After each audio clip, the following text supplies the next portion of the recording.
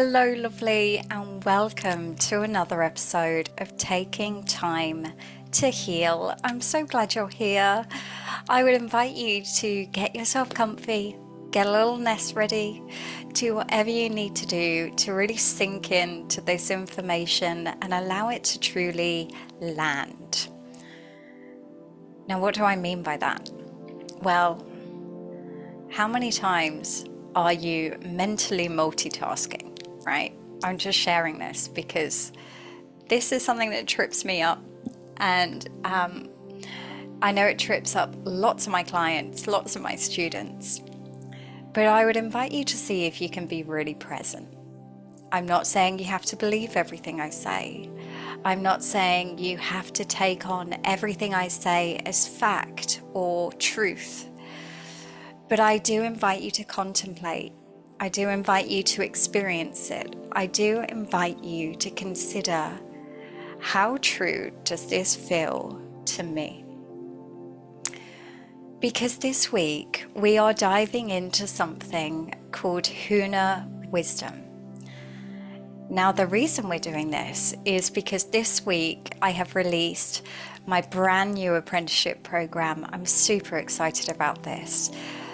But one of the things that I've had the most questions about is the fact that I explain that this apprenticeship is founded in Huna wisdom, or the Huna principles. These are the principles that will govern the behaviors we choose to take on during this apprenticeship.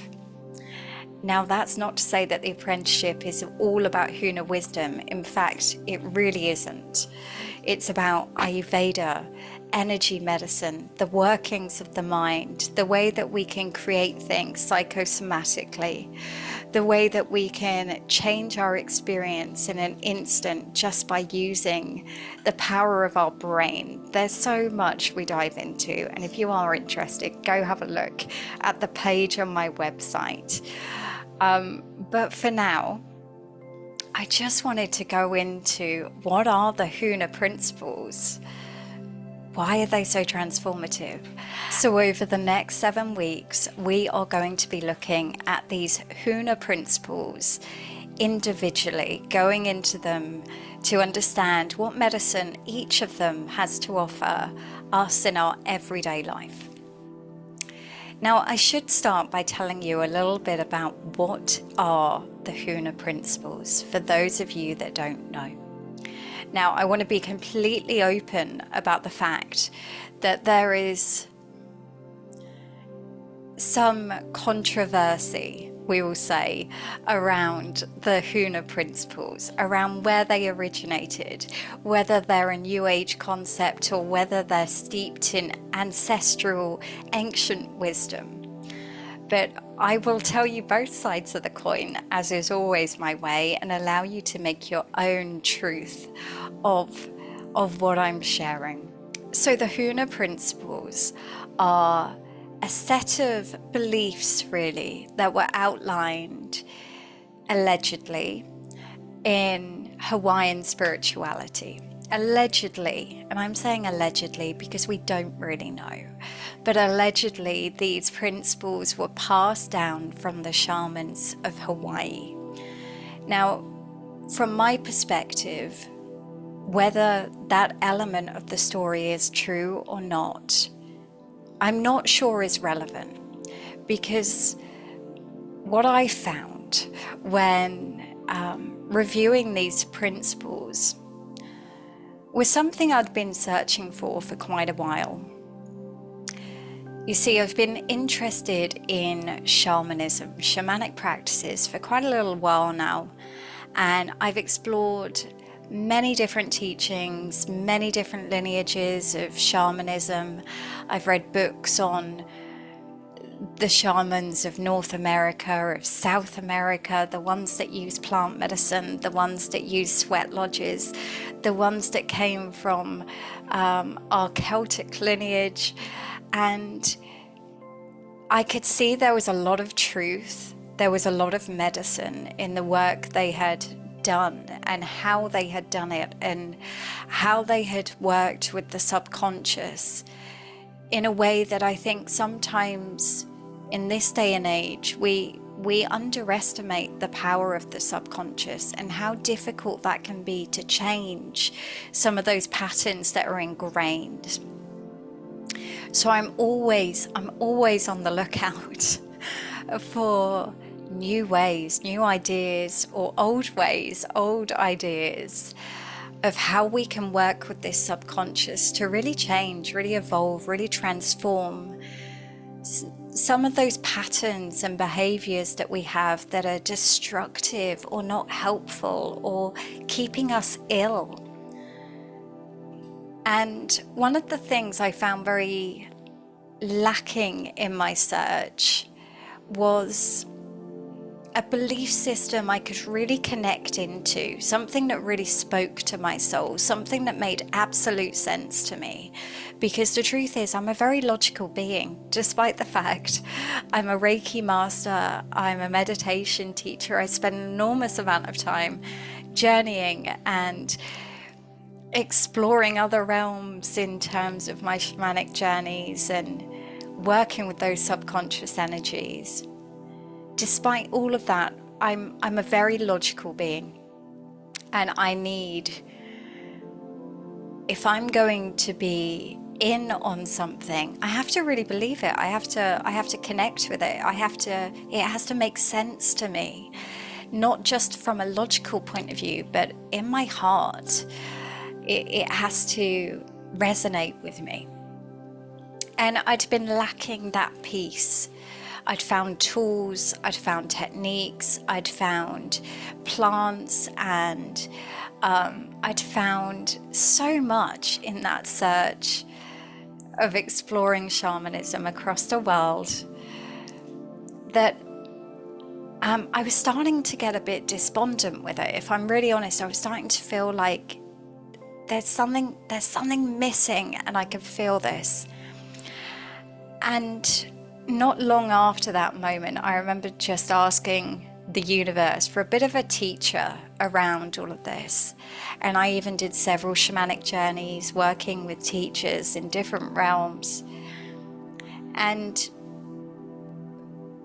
I had set that intention while in that journey that actually, do you know what, I'm ready for something to drop through that's going to bring this all together. And I just didn't know what that was. And what came through was, in a real kind of stumbly way, as it often is with the universe, right, was these Huna principles. And I think I first came across this because I had downloaded a book on Audible. I download a lot of books, right? I love to read. I love to consume information. I love to learn. I love to grow. I love to find different perspectives and different ways of viewing the world. And I downloaded a book ages ago. And while having a bit of a clear out of my subscriptions, I decided I had enough books downloaded on Audible that I didn't need to continue my subscription, and I really should just consume what I've got first. And it's often in those moments, this has happened to me several times, but it's often in those moments that I do stumble across something and I'm like, how have I been sat on this and didn't know? And I came across a book called The Shaman's Mind. Now, it was an interesting book in the respect of it introduced me to these Huna principles. And it was like a missing piece just clicked in, right? It was like the final piece. I'm not saying it's the final piece because I will spend my whole life exploring, no doubt. But it was a piece that just felt so fundamental that it became part of my internal practice, part of my internal growth. And I began to experiment with these Huna principles and found them so healing, so useful, so empowering, at a time that I needed this most. So this is when my health wasn't great. I was having to give up a lot of control. I was having to surrender to the universe. And I was feeling really quite disempowered, which is not a good or a usual state for me. I'm normally quite good at taking responsibility for myself, for my situation, for the way I feel, for my circumstances. But that just felt really difficult at that time. And these Huna principles brought me back. So I am hoping in sharing these with you today that they in turn will give you a little something. They will give you a little bit of medicine. And if nothing else, a little food for thought, a little mind expansion, a little journey for us to undertake together. So with that in mind, I'm going to share today the first Huna principle with you, which is ʻIke. Now, you will realize quite quickly why these principles resonate with me, because they really make sense with everything else we've discussed so far. So this first principle, ʻIke, means the world is what you think it is. So let's just take a moment to consider that. The world is what you think it is. So this kind of continues on our journey with beliefs. Now we've spent a lot of time, well, a little bit of time, I won't say a lot. We've spent a little bit of time thinking about the beliefs that we hold about ourselves. Now this concept takes that further, right? And we've also gone into this concept a little bit, which is, you know, our perception of things really matters. It really matters, because our perception can either limit us or it can allow us to expand and grow and try new things and develop new behaviors and develop new ways of being, thinking, seeing, observing. So if the world is what you think it is, we need to first establish, what do you believe about the world now? Now, I think this is a really powerful question to ask at this time, because I myself have found it difficult, shall we say, over the past few years, maybe more. I have found it difficult to understand the world, because so much of what I believed has been shaken up, right? We've been through a pandemic. I don't know about you, but I did not see that coming. I remember at that time I was still working in an office environment, and I remember like the January, we were like almost joking about this idea that we might all end up having to work from home, and we might all end up being locked down in our homes, and we just dismiss this as ridiculous. Yet that's what unfolded. I remember as well having a very strong belief the first time round that of course Donald Trump was not going to become president. Of course he wasn't. Like, who's going to vote for Donald Trump? Seriously, while he's spouting hate and acting like a bit of a child on the stage. This was my belief at that time, and I genuinely could not see how that would unfold. I remember having similar views about Brexit and thinking, well, no one's going to vote for that. Lo and behold, right? So it goes to show that often those beliefs that we hold so tightly to end up getting dismantled anyway. So with that in mind, this idea that the world will reflect back, your life will reflect back your beliefs about it. I invite you to consider the truth in this, if there is truth in this for you. So we've already looked at the kind of psychology element of this kind of concept.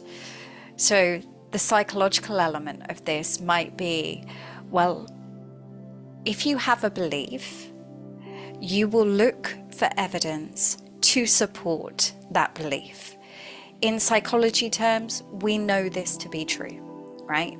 So if you have a belief that fundamentally the world's a good place, as you go about your day, your brain subconsciously, not even consciously, will be looking for evidence to support that belief. So it might notice that smile from a stranger. It might notice a moment of kindness between two people you don't know. It might notice just how beautiful it is when, you know, the sun begins to set and the sky turns different colors. It will continually look for that evidence. Whereas, if you believe the world is a dangerous place, everywhere you look, your brain will be telling you about the evidence to support that belief. There's someone over there that looks a bit dodgy. Did you see that thing on the news, that thing that happened, and what happened to that person on the train?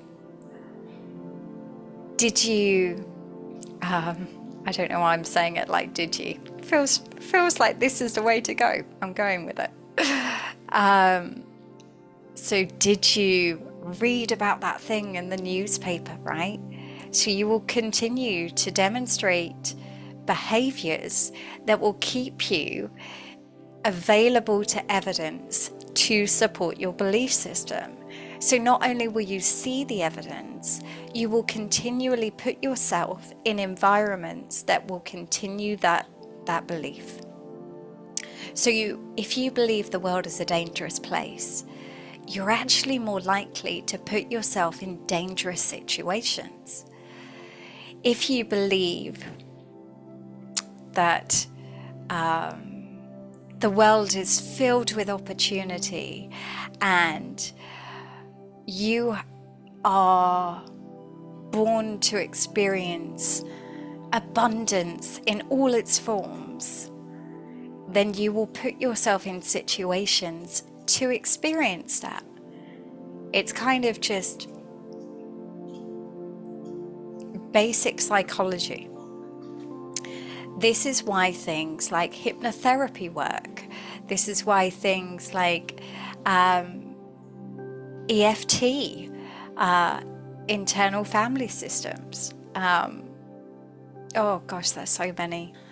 So the world is what you think it is. So I invite you over the next 7 weeks to join me on this journey of exploring these Huna principles and just experimenting with them in your life. Now, I would invite you to just see if they help, if they're useful, if they're not useful.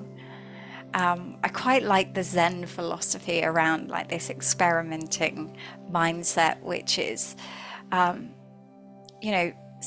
or like the Buddhist philosophy, which is, some things are skillful, some things aren't. And you just have to experiment. You just get to see. You get to see, does this work for me? Does it not? And if it works for you, great. If it doesn't, also great. That's something that you've learned. So I invite you to see if you can go into this as an experiment for the next 7 weeks and see if you can just week by week experiment with these different principles. This principle of ʻIke, of the world is what you think it is. I invite you, instead of spending lots of time diving into what you believe about the world, what's keeping you stuck, what's keeping you trapped, I invite you to see if we can come at it from a different angle. And that angle being, what do you want to believe about the world? What do you want to believe about this life? What would feel good to know? Now, we know that beliefs are just stories, right? We've already established in this podcast that beliefs are just stories that we tell ourselves to make sense of the world. And the likelihood is that, well, I think all of us will have beliefs that aren't working for us at some point. So this is an opportunity to just try something new. Try on a new belief. Try on a new way of seeing the world just for this week and see what you notice. So I wanted to give you some ideas of things of beliefs that you may want to try on, you may want to pick up. Now, what I will say is there has to be a part of you that gives yourself permission to believe it. Now, that can be quite tough. And that's mainly because our little ego doesn't like change. It doesn't. It sees change as scary. It sees change as dangerous. And so to create change, we have to approach it tenderly. We have to approach it with compassion for ourselves. We have to approach it from a place of awareness and curiosity. And I also find it's helpful to not take on too much too soon. So for example, if I wanted to try on a new belief, I'm not going to say to myself, right, this is what we're believing forever, right? This is it. You're stuck in this belief forever. Because I can't do that internally. Internally, everything wants to resist it. And there's a reason, like if we think about Reiki, for those of you that are Reiki practitioners, we have our Reiki precepts. There's a reason that they begin with just for today. Just for today. Because most of us can do something if we tell ourselves it's just for today. The whole 7-step program for those working through addiction has a similar thing, that one day at a time. We can, those in recovery can deal with those cravings, with that discomfort, with breaking those patterns one day at a time. We don't have to commit to being anything for the rest of our lives. We get to change, we get to grow, we get to evolve, and so do our belief systems. So I invite you to see if you can take on a new belief for just the next week. And you're just going to experiment with it, and you're just going to see what changes, and you're just going to see what shifts. And you're just going to see if it feels good or not. Because if it doesn't, then you don't have to keep it. You get to put it down. You get to try something else. So I did want to share with you some of the beliefs that I've adopted over the years that I've found particularly helpful. Now, I'm not saying these are fundamental truth. What I mean by that is, I'm not saying that these things apply to everyone and everything. I'm saying these are beliefs, these are stories that I'm choosing to take on as truth because they help and support me. I don't need to believe that they are universal. I do not need to believe that they have, that they are fundamentally true,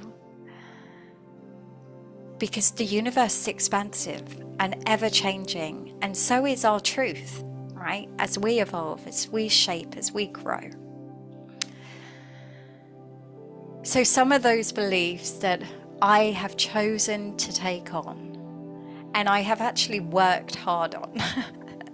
I say worked hard on because these things did not come easily to me. Some of them were in opposition to beliefs that I'd long held. But I'm going to share some of those beliefs with you now. So firstly, one belief that I have found incredibly useful to take on is that the universe is always trying to support me. The universe is always trying to support me. Now, psychologically, this allows me to look at things through that lens. So I can look at my challenges as a way that the universe is helping me grow. I can look at difficulties as opportunities. There's something here, there's something in this that I need to know or need to experience or need to find out about. I can look at, I'll give you a really good example here. This belief really helped me when my health went down the pan, right? When I developed my autoimmune conditions, when life felt really tough, and I was finding I was getting pulled into that poor me energy, which, let's be honest, it's not a particularly helpful energy to be in. Now, I'm not saying we shouldn't feel our emotions. We should take the time to feel our emotions. But once we're done feeling, we need to go back into that adult self and look at it in terms of, okay, so if this, then what, right? If this, then what? Great question to ask yourself. And so my health had gone down the pan, and I was not necessarily getting the answers that I was seeking through Western medicine. And I'd always been interested in holistic wellness. I was particularly, unsurprisingly, you will find, always fascinated by our mind. And for years I had read about, I'd done coaching training, I'd worked in different forms of, worked on different projects in the corporate world around things like corporate psychology and group psychology. And I found it fascinating how we so easily give our power away. We'll go into that in another episode. But for now, in that situation, I had many different beliefs I could have taken on.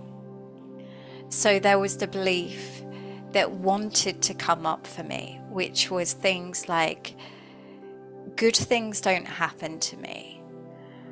I always attract the drama. I always attract negativity. I don't deserve good things.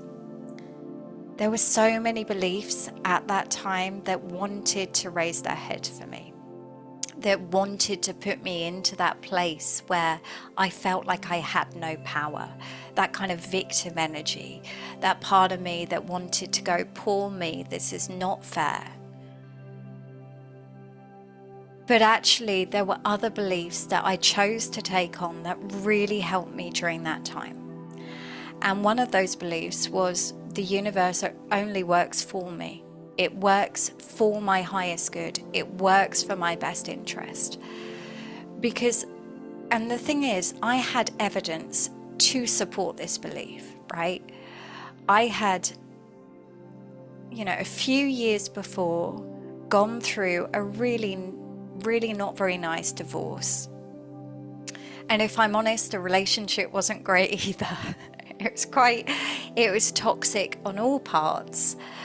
And I'm not saying that to cast blame at someone else's door, but the relationship, us in relationship, were very toxic. And I already was seeing the evidence that at that time when my marriage was breaking down, I thought it was the worst thing that could ever happen to me. I was grieving that part of me that had so wanted the perfect vision of the perfect family, and the mum and the dad and the kids and everyone happy, and it was something I had so desperately wanted, because I had grown up in a family where my parents had divorced when I was young, and I remember feeling really envious of my friends who had parents that were still together, that had that kind of family unit, that weren't having to go to one parent's on the weekend and another parent's at home, but had that kind of stability. And that's what I associated with it, stability, because that's not what I had experienced growing up. And not just because of the divorce, I should say. Actually, I didn't experience stability for a variety of different reasons. And again, that's not about casting blame at anyone's door. So, during this breakup, I can remember at that time feeling so upset that this is the way it had panned out. And I remember feeling like that dream of the family that I had so wanted was now destroyed, and it could never come back, and I was never going to experience that. And it was a really painful time in my life. Yet, fast forward a few years later,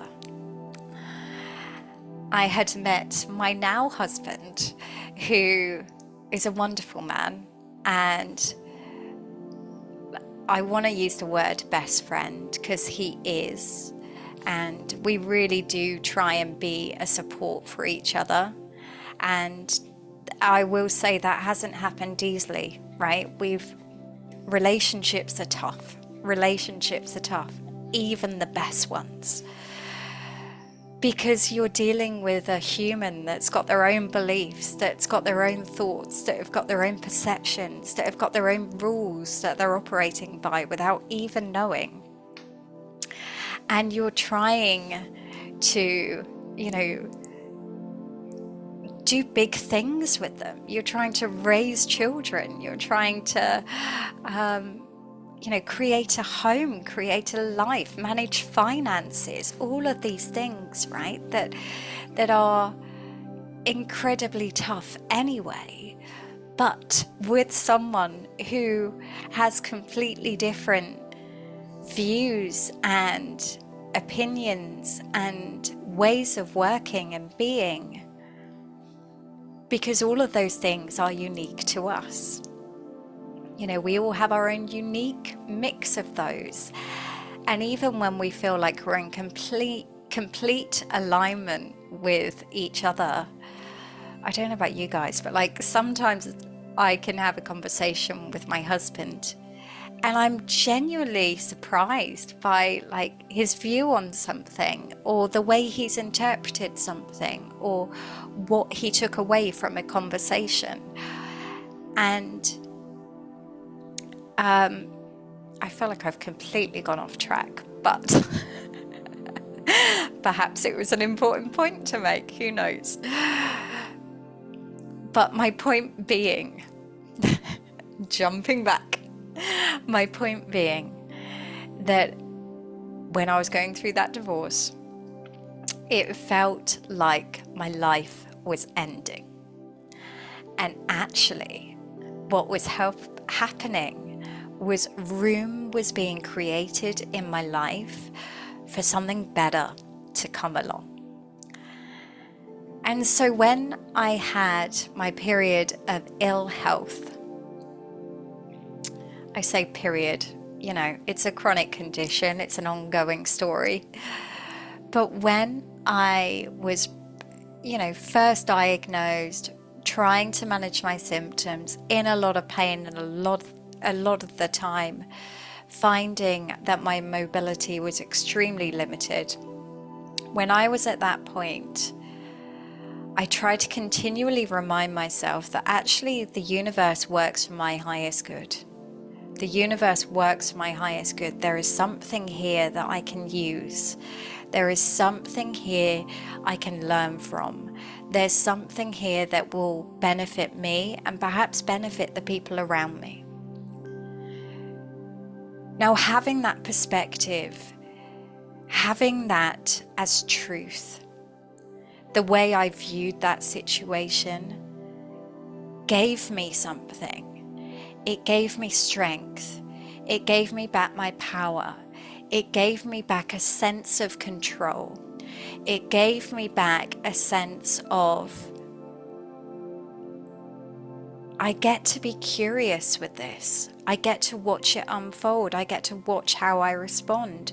I get to learn from this situation. I get to try new things during this experience. And so it became this actually quite beautiful journey of me understanding myself better, of me understanding my body, of me understanding my nervous system, of me understanding those kind of subtle things inside that I hadn't paid too much attention to, or if I had, it had been very much in a coaching way. And I believe there's so much power in coaching, so please don't think that I'm saying that's not good, because I believe it's very helpful, very useful. But I got to see things from other perspectives, and I got to try new tools and experiences. So it opened up opportunities for me to learn to meditate. That was kind of like my first step. I started to observe, okay, as I'm getting more ill, I'm noticing my mental health is declining. Okay, so my mood is lower than usual. My inner dialogue is not as helpful as usual. My energy and motivation towards things that I really enjoyed was lower than usual. I thought, right, okay, this is something I perhaps need to work on. I need to look at this, because my usual coaching tools weren't feeling effective in this situation.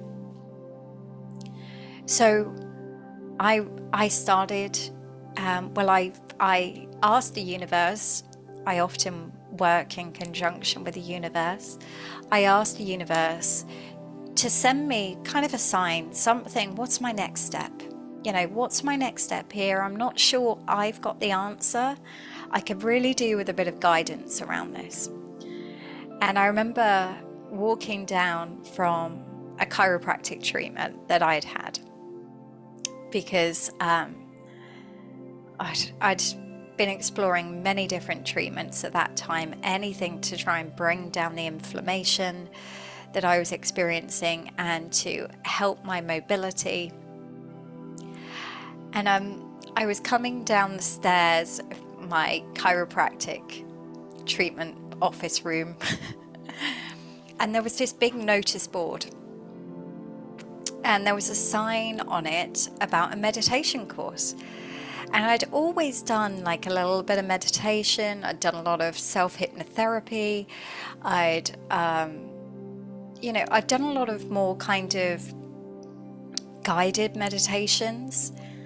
But there was this part of me that knew, actually, there's something in meditation, and I feel like there's more I can learn about it. There's more that I can get from it. There's more medicine here.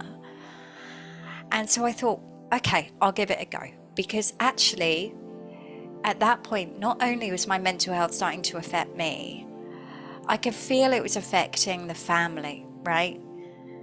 As mothers or parents, we're the glue, right, that holds it all together.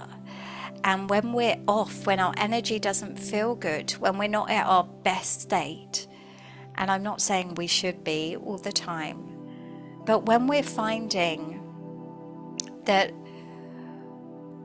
the way we're viewing the world and how we're feeling is not particularly feeling good, then the chances are our children will be taking on those same beliefs and those same thought patterns and those same ways of being.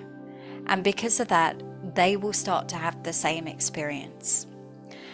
And this is what we mean by ancestral healing, right? We don't want to be passing our crap down to our kids. We want to sort out, what can I get rid of so I can give my kids the good stuff. I don't want to be giving them more work. Now, don't get me wrong, there will always be things that we will pass down to our kids that we wish we didn't, and would like not to, because the truth is our kids don't do as we say, they do as we do, right? So we can tell them all the right things, but if we're not doing it, chances are they won't be either.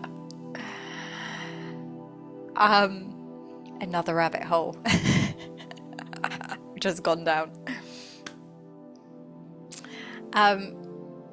So I thought, oh well, I'll try out this meditation experience, and I booked onto a course, and that course absolutely changed my life. And I'm not saying that because it wasn't like this big magical shift that happened that day. It wasn't this kind of light bulb moment where something changed. It was this slow, gentle unfolding of me getting to know different layers of me, of learning to like different layers of me, of learning to accept different parts of me and my situation. And I am so grateful. It makes me a little bit emotional saying this, if I'm honest, but I am so grateful to that version of me. That version of me, and bless her, she had so much on her shoulders at that time. That version of me that chose to look at the situation differently, and to look at that situation and go, what if this is an opportunity? What if this isn't the big catastrophe that I feel it is? What if this is something that can ultimately help me for my highest good? And it was. It really was. Because had I not got ill, had I not developed those autoimmune conditions, I would not have spent that next decade and continuing onwards, right? I see this as probably something I will do for the rest of my life.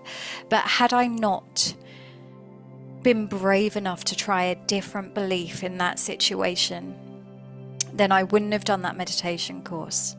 That meditation course led to my Reiki training.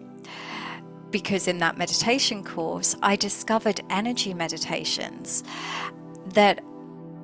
and I discovered that I could really feel energy. And so from that meditation course, it led me into Reiki. And then from Reiki, I started to see how not only do we have this energy system, but there's energy in all things, in plants, in our food, in the way that we think. There's energy in all of these things. We can put different energies into different things. And so that led me into Ayurveda training, where I learned about the energetics of food, of movement, of cycles, of all of these holistic practices that just made so much sense to my soul. And from there, you know, this journey has taken me down so many different avenues. I have been to Zen Buddhist retreats where I have found new perspectives, new ways of viewing things, new ways of viewing myself, new ways of viewing this life and how I appreciate it. I have found practices like shamanism, and I'm saying that like it's one practice, different shamanic lineages, and the medicine that so many of them hold in their own way. And none of that would be possible if I hadn't got ill. And not only that, not only have I loved this journey, not only have I found out so much that just fascinates me and feels like absolute truth, but then I get to use that to help others. And I hear the clients' feedback, you know, daily, weekly, monthly. Yesterday we had a live meditation on the Insight Timer. If you don't know what the Insight Timer is, it's a free meditation app, and occasionally I do live meditations on there, and we have our next one happening next Wednesday if you're interested. But yesterday I was reminded of how powerful these practices are. We did a live meditation to parent our inner child, and the reports that were coming through from people on just how powerful it was, and how they felt different, and just what a meaningful experience it was for them. That feedback I would never have received, and those people never would have experienced these practices from the lens that I put on it. So from that place of just being brave enough to try, right? Try a new belief. Try it out, see if it works. I invite you to consider what's a belief you would like to just try on. Like I mentioned, that's one of mine, which I find particularly useful, that the universe is always working for my highest good. Another one that I choose to take on is there's a solution for every problem. Now that allows me to feel a little bit more safe, a little bit more stable as I'm dealing with challenges and problems. It allows me to know that I have support available to me. It allows me to turn the lens inward and find the answers I'm seeking. It gives me strength in those moments of challenge. Another belief that I choose to take on is there's always something to be grateful for. Always something, right? And to me that is something that feels like absolute truth, because I've seen it in the darkest moments, in the absolute upheaval of my life, in those times of chaos. I still remember moments that were just absolute magic within that. So like I mentioned, when my marriage broke down, and that was a really difficult time for me, and I was putting I had a lot of guilt, I had a lot of shame around it, I had a lot of was it me, a lot of self-blame. And it was a really difficult time, a really challenging time in terms of from a really practical point of view, right? I became a single mum. I was working full time. I was trying to juggle everything. I was having to pay all the bills on my own, all of those things. And amongst all of that stress, all of that chaos, my family stepped up in a way that I had never experienced before. I had support coming in from so many people. I had people reaching out, offering help, and I got to see and I got to feel what it meant to be supported in a way that I had never experienced before. And if it hadn't been for that absolute car crash part of my life, then I would never have seen that. And that makes me feel really lucky. Okay, lovely. So I invite you to spend some time with this today or this week, just contemplating what would be a good belief that would, what's a belief? What's something you really want to believe that would make your life so much easier if you believed it to be true? Have a play with it. See what you find out. See what you discover. And as always, I would love to hear from you. So, feel free to feedback. Contact me on social media. You can contact me via email. You can always email me at hello@hollyboullé.com. And if this has brought any questions up for you, again, reach out. I'd be happy to help. Otherwise, I look forward to seeing you next week, where we will go in to the next Huna principle and how it can help us in our everyday life. I look forward to seeing you soon. Take care.